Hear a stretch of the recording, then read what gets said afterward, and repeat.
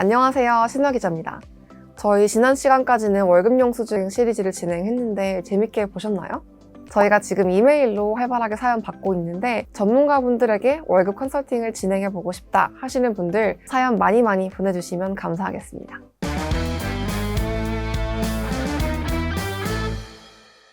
미국에서 투자 손실을 100% 보전해주는 ETF가 나왔다고 합니다.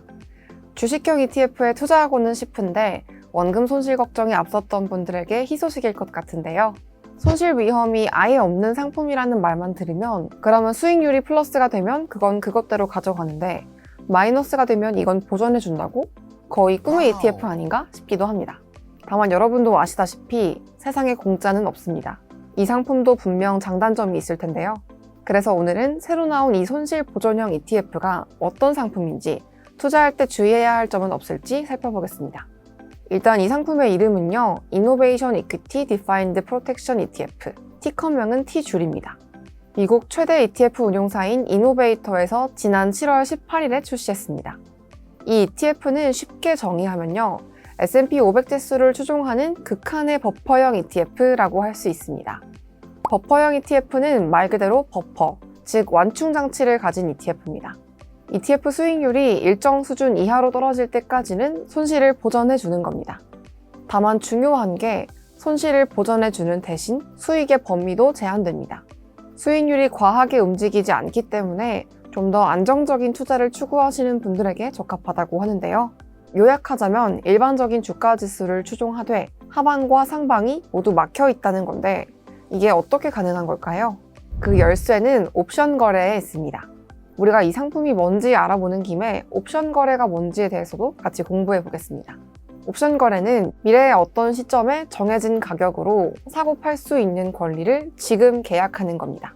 미래에 살 수 있는 권리는 콜옵션이고 팔 수 있는 권리는 풋옵션이라고 부릅니다. 그러니까 콜옵션은 지수가 오른다에 베팅하는 거고 풋옵션은 지수가 떨어질 거에 베팅하는 거겠죠. 콜옵션을 가지고 구체적으로 예를 한번 들어볼게요. 지금 삼성전자 주가가 7만 원인데 삼성전자 1주를 보유한 A가 B랑 거래를 합니다. A는 3개월 뒤에 B에게 이걸 7만 4천 원에 매도하기로 하고요. B는 이걸 미래에 살 수 있는 권리를 받았으니까 이 대가로 1,000원의 옵션 프리미엄을 A에게 지급합니다. 그렇게 약속한 3개월이 지났습니다. 이때 주가가 오른 경우와 그렇지 않은 경우로 나눠서 보겠습니다. 만약 주가가 그대로 7만 원이라면 B는 이 주식을 7만 4천 원에 살 수 있는 권리를 행사할까요? 아마 안 할 겁니다. 그럼 A는 이 주식은 그대로 가지고 있고 옵션 프리미엄 1,000원을 번 셈이겠죠. 반면 3개월 뒤 주가가 8만 원으로 오른 경우를 가정해 보겠습니다. B는 당연히 이 옵션을 행사해서 주식을 7만 4천 원에 싸게 살 겁니다. 이 경우에 A는 눈물을 머금고 가진 주식을 내줘야 돼서 손해를 볼 겁니다. 그래서 콜옵션의 경우 옵션 만기일에 주가가 내렸다 혹은 유지됐다고 하면 옵션 프리미엄으로 어느 정도 방어가 되지만 주가가 올랐다고 하면 약속한 가격의 주식을 매도해야 되니까 수익이 제한되는 겁니다. 즉 콜옵션 매수, 매도, 풋옵션 매수, 매도 이렇게 4가지 종류로 구분되는데요. 이 T줄 ETF의 경우 콜러 전략이라는 구조를 활용하고 있더라고요. 이 전략은 쉽게 말해서 콜옵션은 매도하고 풋옵션을 매수하는 전략인데 콜옵션을 매도해서 주가가 하락할 경우에는 그 낙폭을 좀 줄이고 팔 수 있는 권리인 풋옵션을 매수해서 주가가 하락할 때 그 하락장에 대비하는 겁니다. 그러니까 굉장히 방어적인 전략이라고 볼 수 있습니다. 여기까지만 들으면 이 ETF는 보수적인 투자자분들에게는 참 괜찮은 상품 같은데요. 사실 자세하게 살펴보면 고개를 좀 갸우뚱하게 만드는 포인트가 몇 개 있더라고요. 일단 첫 번째로 이 ETF는 원금을 보장해주긴 하지만 이게 만기 기준입니다. 그러니까 만기가 2년인데 거래 첫날인 2023년 7월 18일부터 2년간 연속해서 보유한 투자자들만 수익을 현금화할 수 있습니다. 이 얘기는 내가 중간에 ETF를 팔기라도 하면 원금 보장이 전혀 안 될 수도 있다는 얘기입니다. 두 번째로는 이게 사실 정말 100% 손실 보전은 아닐 수도 있다는 겁니다. 사실 투자에 100%라는 건 원래 없긴 하지만요. 이 부분에선 이 ETF를 소개한 파이낸셜 타임스의 기사에 등장하는 전문가의 말을 좀 인용하고 싶은데요. 모닝스타의 패시브 전략 연구 책임자인 브라이언 아머는 2008년이나 2020년처럼 풋옵션 수요가 극도로 팽창하는 비이성적 시장이 연출되면 파생상품 투자를 통해서 손실을 보전하겠다는 전략이 먹혀들지 않을 것이라고 경고했다고 합니다. 그러니까 이 상품은 풋옵션을 매수하는 걸로도 해칭하는 전략인데 풋옵션 가격 자체가 치솟는 상황이 오면 속수무책이라는 거죠. 또 이 상품 같은 경우 운용수수료의 함정을 보실 필요도 있습니다. 버퍼 ETF는 운용수수료를 차감하기 전 기준 가격으로 계산되기 때문인데요. 이 ETF는 해칭을 하는 구조가 복잡하기 때문에 수수료 자체가 0.79%로 ETF치고 상당히 높은 편입니다. 그래서 수수료를 제외하고 최대로 얻을 수 있는 수익률이 약 15% 정도에 불과하다고 합니다. 마지막으로 이게 사실 가장 걸리는 부분인데 하방이 막혀있는 만큼 상방도 막혀있다는 겁니다. 그러니까 상승장이라도 오면 그 지수 수익률을 못 따라간다는 건데요.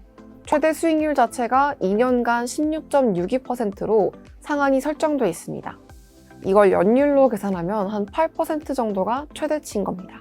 그러니까 2년 새 S&P 500 지수가 30%가 오르든 50%가 오르든 내가 얻을 수 있는 수익은 수수료를 제외하고 16.62%가 최대인 겁니다.